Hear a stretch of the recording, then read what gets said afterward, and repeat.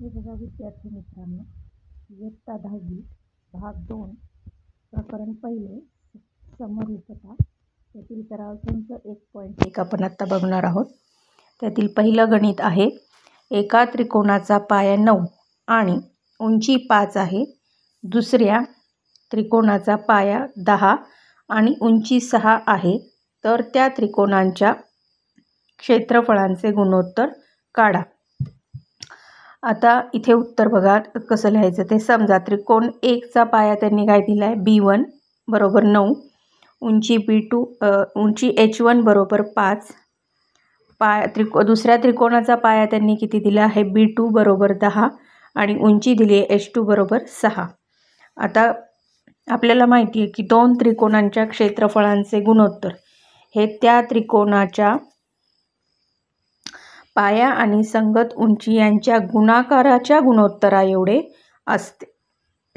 बरोबर आहे.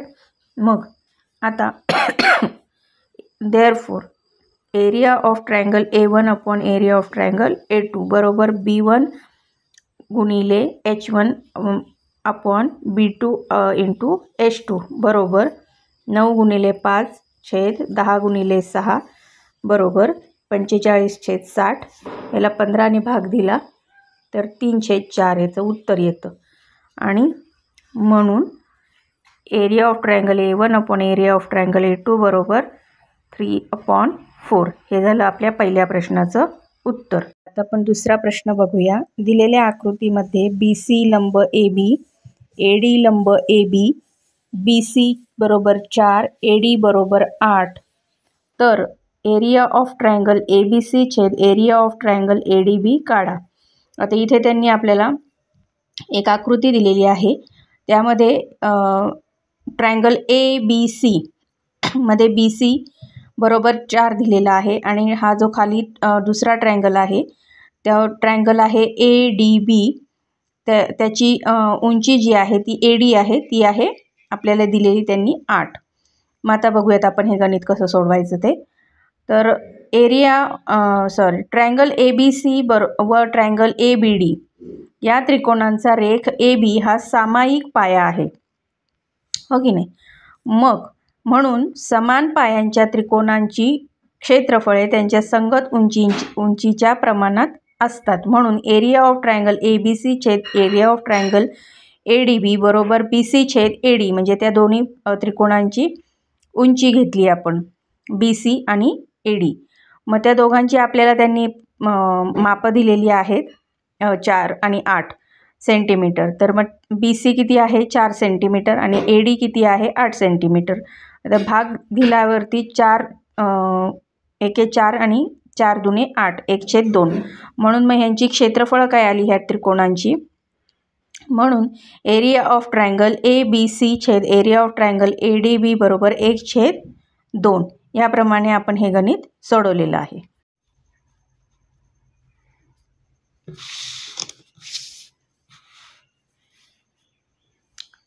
आता तिसरा प्रश्न बघूयात. दिलेल्या आकृतीमध्ये रेख PS लंब रेख PQ, रेख QT लंब रेख PR. जर PQ बरोबर 6, PS बरोबर 6, PR बरोबर 12 तर QT काढा असं त्यांनी आपल्याला सांगितले. आणि इथे आकृती बघा. इथे PQS हा एक त्रिकोण आहे. इथे PQR हा त्रिकोण आहे. त्याची उंची किती आहे आपली, हा जर त्रिकोण धरला तर PS ही त्याची उंची आहे. आणि हा दुसरा PQR त्रिकोण धरला तर RQ हे काय आहे त्याची, हा त्याचा पाया आहे आणि QT ही त्याची उंची आहे. म्हणून मग आता उत्तर कसं लिहायचं बघूयात आपण. R'-Q'-S कारण हे काय आहेत एकरेषीय बिंदू आहेत. म्हणून त्रिकोण PQR मध्ये पाया PR व उंची QT साठी एरिया ऑफ ट्रायंगल PQR बरोबर 1/2 गुणिले PR गुणिले QT. हे काय झालं, विधान क्रमांक 1 झालं. त्रिकोण PQR मध्ये पाया RQ व उंची PS साठी एरिया ऑफ ट्रायंगल PQR बरोबर 1/2 गुणिले RQ गुणिले PS बरोबर हे काय झालं, विधान क्रमांक 2. आता या दोन विधानावरून विधान क्रमांक 1 व 2 वरून 1/2 PR गुणिले QT बरोबर 1/2 RQ गुणिले PS. आता हे 1/2 1/2 आपण काय केले कट केलेला आहे. मग आता आपल्याकडे काय उरतं, म्हणून PR गुणिले QT छेद RQ गुणिले PS बरोबर, म्हणून PRची आपल्याला त्यांनी किंमत दिलेली आहे ती आहे 12 गुणिले QT आपल्याला काढायचं आहे बरोबर. RQ त्यांनी 6 दिलेले आहे, PS त्यांनी 6 दिलेली आहे.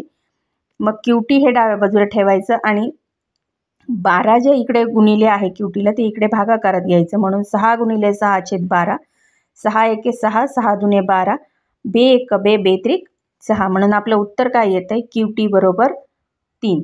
हे झालं आपल्या ह्या प्रश्नाचं उत्तर. बघूयात प्रश्न क्रमांक 4. दिलेल्या आकृतीत AP लंब BC, AD समांतर BC, तर एरिया ऑफ ट्रायंगल BCD काढा. म्हणजे हे दोन त्रिकोणांची क्षेत्रफळ आपल्याला त्यांनी काढायला सांगितलेली आहेत. तर आता उत्तर, आता इथे ट्रायंगल बघा कसं दिलेत त्यांनी, कुठले कुठले सांगितलेत आपल्याला.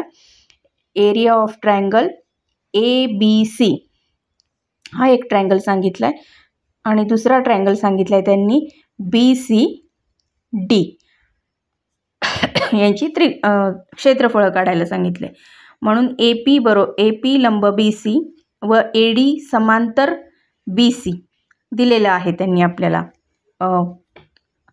उदाहरणातच सांगितले की AP लंब BC, AD समांतर BC, म्हणून एरिया म्हणून ट्रायंगल ABC व ट्रायंगल BCD हे रेषा BC व रेषा AD या समांतर रेषांमध्ये बद्ध असलेले त्रिकोण आहेत व म्हणून लांबी उंची समान आहे त्या दोघांची, कारण दोन रेषांमध्ये ते असल्यामुळे त्यांची उंची पण सारखी आणि लांबी पण सारखी, आणि ती उंची त्यांची काय आहे AP. इथे उदाहरणात बघा ही झाली त्यांची उंची त्या दोनही त्रिकोणांची. त्यांचा पाया BC हा समान आहे. आता हा बघा, हा BC जो पाया आहे तो समान आहे दोन्ही त्रिकोणांचा. त्रिकोण ABCचा पाया BC आणि BCDचा पाया पण BC हा समान झाला. आता म्हणून एरिया ऑफ ट्रायंगल ABC छेद एरिया ऑफ ट्रायंगल BCD बरोबर BC गुणिले AP पाया गुणिले उंची छेद BC गुणिले AP म्हणजे पाया गुणिले उंची बरोबर 1/1, कारण दोघांनी BCला BC कट झालं, APला AP कट झालं, म्हणून 1/1. म्हणून एरिया ऑफ ट्रायंगल ABC छेद एरिया ऑफ ट्रायंगल BCD बरोबर 1/1. म्हणून area of triangle area of triangle BCD बरोबर 1:1 आहे. हे झालं चौथ्या प्रश्नाचं उत्तर. प्रश्न बघूयात. 5वा प्रश्न. शेजारील आकृतीत PQ लंब BC, AD लंब BC, तर खालील गुणोत्तरे लिहा. आता खालील गुणोत्तर त्यांनी कुठले सांगितलेत. एरिया ऑफ ट्रायंगल PQB छेद एरिया ऑफ ट्रायंगल PBC. दुसरं गुणोत्तर त्यांनी विचारले एरिया ऑफ ट्रायंगल PBC छेद एरिया ऑफ ट्रायंगल ABC. तिसरं गुणोत्तर एरिया ऑफ ट्रायंगल ABC छेद एरिया ऑफ ट्रायंगल ADC. चौथं एरिया ऑफ ट्रायंगल ADC छेद एरिया ऑफ ट्रायंगल PQC. आता इथे ही आकृती बघा, हा ADC एक त्रिकोण आहे, त्यानंतर ABC हा मुख्य त्रिकोण आहे, त्यात ADC हा दुसरा त्रिकोण आहे, PQC हा एक तिसरा त्रिकोण आहे, PBC हा एक त्रिकोण आहे आणि ADC एक त्रिकोण आहे. तर ह्या त्रिकोणांची त्यांनी आपल्याला गुणोत्तरं विचारलेली आहेत. आता बघूयात आपण ती कशी लिहायची ते. आता पहिलं गुणोत्तर त्यांनी काय विचारले, एरिया ऑफ ट्रायंगल PQB छेद एरिया ऑफ ट्रायंगल PBC बरोबर BQ छेद BC. आता ह्याचं कारण काय येतं, समान उंचीचे त्रिकोण. एरिया ऑफ ट्रायंगल PBC छेद एरिया ऑफ ट्रायंगल ABC बरोबर PQ छेद AD बरोबर समान पायांचे त्रिकोण, ह्याचं कारण आहे.